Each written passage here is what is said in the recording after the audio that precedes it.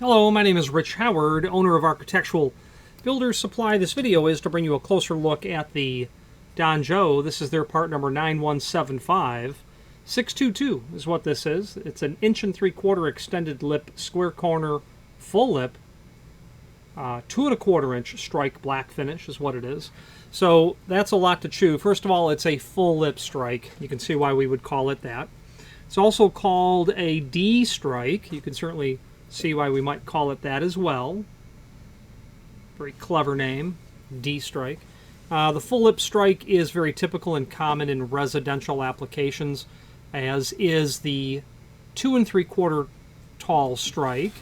And if you put it on its end, we call it a T strike. Very common. But the full lip strike, or the D strike, is most common. This is what they call 1 3/4 extended lip. It is an extended lip strike. It may appear to be wider than normal, because it is. 1 3/4 extended lip. Well, when we measure the width of that, well, it's not 1 3/4. It's almost 2 1/4. But strike plates are always measured from the center line of the screw hole to the edge of the lip, and that's where the 1 3/4 comes in. The other 2 1/4 is the height. D strikes, full lip strikes are almost always 2 1/4 tall. Donjo actually makes a version of this that's 2 3/4 tall. Pretty uncommon. I may have sold that many in 30 years, but they do exist. I've had, if you need to convert from a deadbolt to a slam latch, you could use that 2 3/4 full lip strike with some modification to the frame to make that work. That's where I've seen it. Screws will be included. This is in a black finish, made of steel. Black finish. This is powder coated.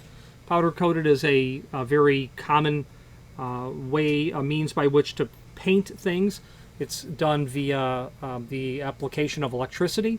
The paint particle gets a charge. The material itself gets the opposite charge, and then you spray that with your spray gun onto the item.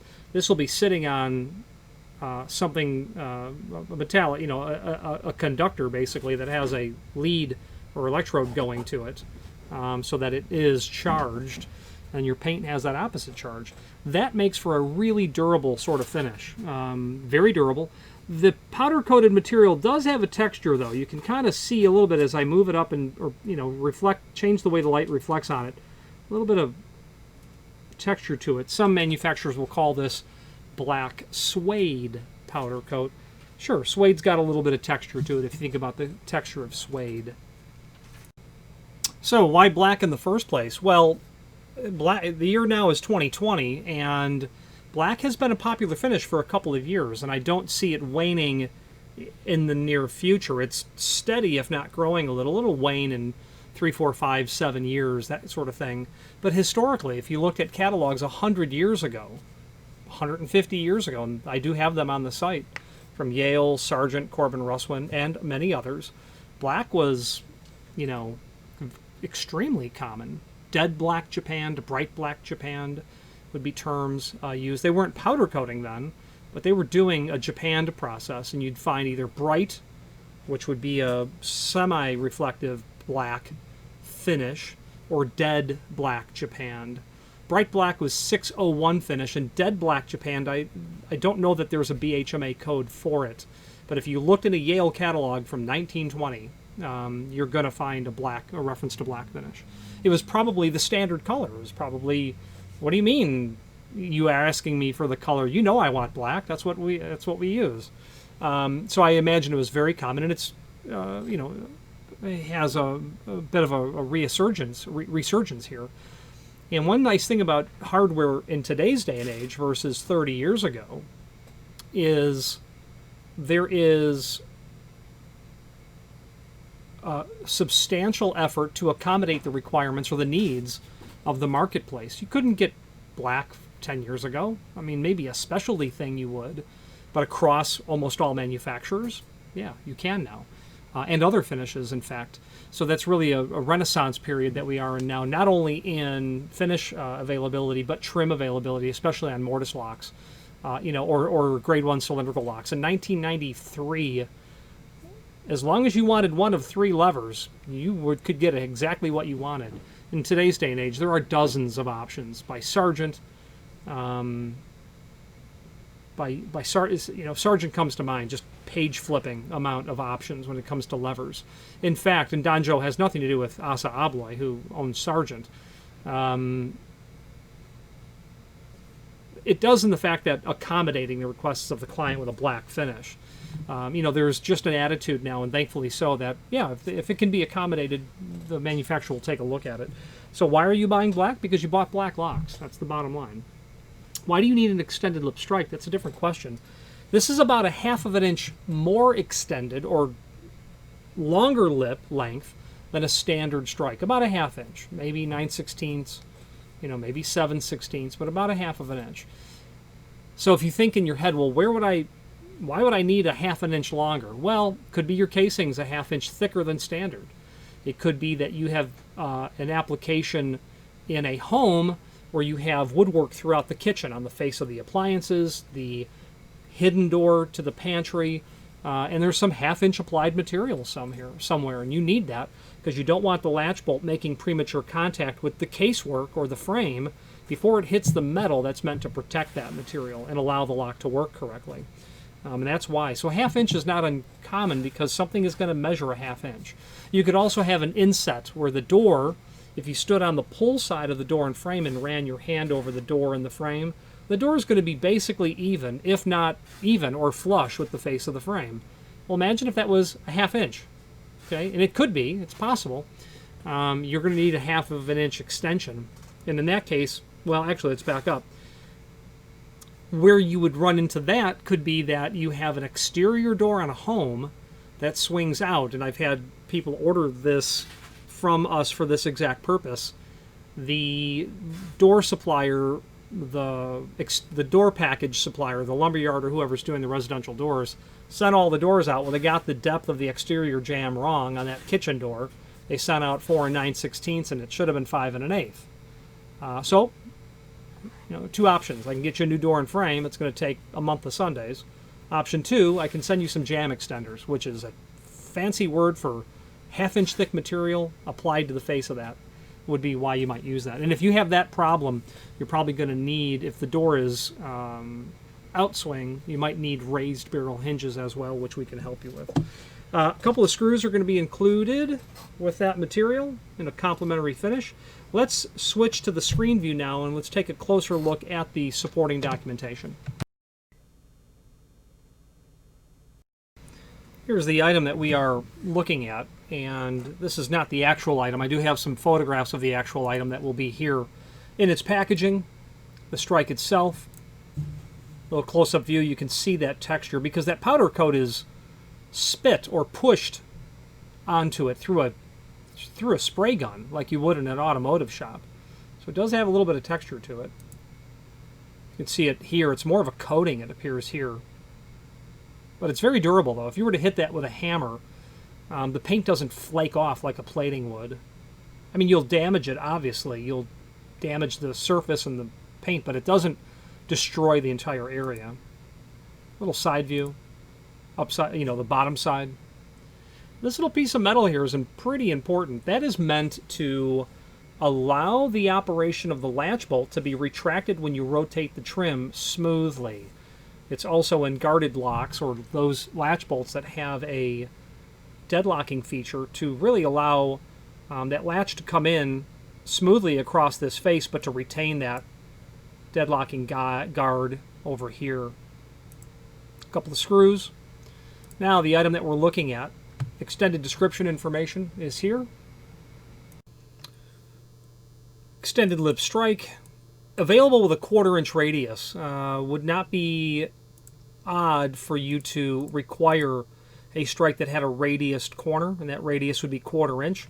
That's when they're using a 1/2 inch router bit, 1/2 inch diameter router bit to prep the door and frame, and they don't go back and square the corners. Very typical and common. They will do a 1/4 inch radius for you. A couple of screws. 2 1/4 is the height. Again, center line of the screw holes to the edge of the lip. Let's look at the template that's here. It will show us everything important dimensionally about the item. This is really what is being measured. Refers to other finishes, polished brass. 605 is polished brass. 609 is antique brass, 619 satin nickel, 620 antique nickel, 630 that is stainless steel with a brushed finish, and then DU is a dark bronze powder coat. It's 18 gauge and 50 thousandths of an inch thick. Okay. There's also a link to the product catalog that we can take a look at here. This is 6 pages worth of variations on almost every conceivable strike. So if you're not sure what you need, this would be a good document, along with our help, hopefully, to help you determine what you are looking for. Here's the table of all of the 2 1/4 inch extended lip strikes. You're going to notice that there are 6 here that are an EL, and there are 6 here that are a 9-1. They're the same thing. The difference is only between a EL175 and a 9175, is the 9175 is in a bag. The EL175 is in display packaging. If you don't care what packaging it's in, then go with the less expensive one, the 9175. The EL series would be for those who are going to put that material out in a retail environment, like a lock shop or a hardware store, or like our retail environment here at our shop. They refer to the different finishes. 9 series will be shipped in a poly bag only. There's that 2 3/4 extended lip or D strike that I mentioned earlier. Really uncommon. Very uncommon. If you're looking at this, you might be in the wrong place, so to speak. Now, I also mentioned T-strikes, and they do make extended lip T-strikes as well. If you wrote that 90-degree clockwise, you'll see why we call it a T-strike. 4 7/8 strikes. This would be most commonly seen in hollow metal door frames. Wood frames as well, but generally hollow metal door frames. And all these extended lip strikes, can really be easily, referenced by, here's the frame, here's your door. A standard application, you don't need extended lip strike, but you get into adding brick mold out there. Yeah, you're gonna need to get out and around that, is the bottom line. Or if you're going to have a deep inset, like I had said earlier, you're going to need to get out around that. You could also have that deep inset again because you've added jam extensions to it. You could also simply have an application where you have a masonry opening, just a precast building, precast commercial building. You've got a 8 3/4 jam depth, or 5 3/4 is what they've done. It's in a much bigger frame or much bigger wall. This is your precast. Okay, you've got an extended lip strike. You've got a strike here. You've got your door here. But what they've done is they've come with some sort of drive-it. They filled all of that in. Okay, now you need to get out around here. You could also have, and I've seen it before, this could be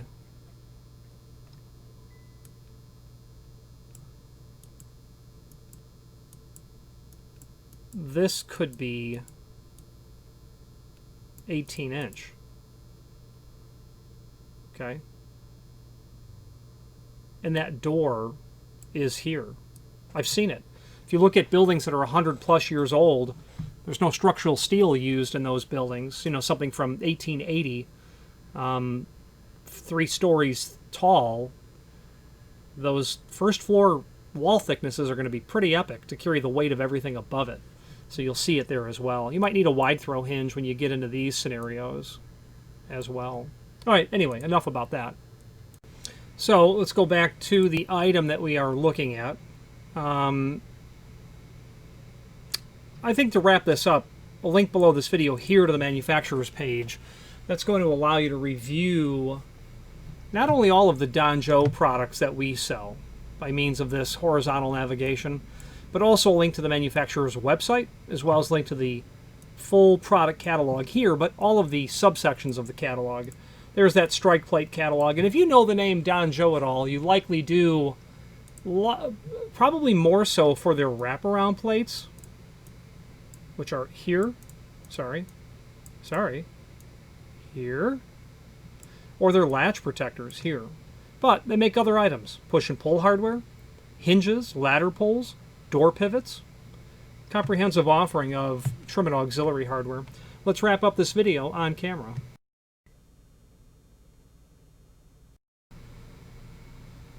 In conclusion, fairly common piece of equipment, and these are purchased after the fact kind of stuff. You will have typical clients, they bought a whole mess of locks, and whoopsie, the latch bolt's hitting the frame a little prematurely, and then they go on the hunt for extended lip strikes. Look no further. No one has more options available than Danjo. Your primary lock manufacturers, I mentioned a couple of them. Sargent, Yale, Corbin Russwin. You can go on. Best, Schlage, Arrow, Falcon. They will all provide extended lip strikes, but not for everything that they sell. They will for their grade 1 material, especially mortise locks. But when it comes to a $25 passage on your closet door, okay, Danjo is going to be the name that you're looking at most likely. Good quality company, good crew over there. They're helpful. They're responsive. They, in the rare occasion that they make a mistake, they make it right. 99.9% of the cases, they get it done. Any questions on, and that 0.01%, they got it done anyway. Any questions on the 91, 75, and a 622 or any other Danjo product, please feel free to reach out to us. And thank you. Again, thank you for watching, and if you've enjoyed this video, please click thumbs up, please subscribe, and maybe even send the video to someone that you know. Thank you.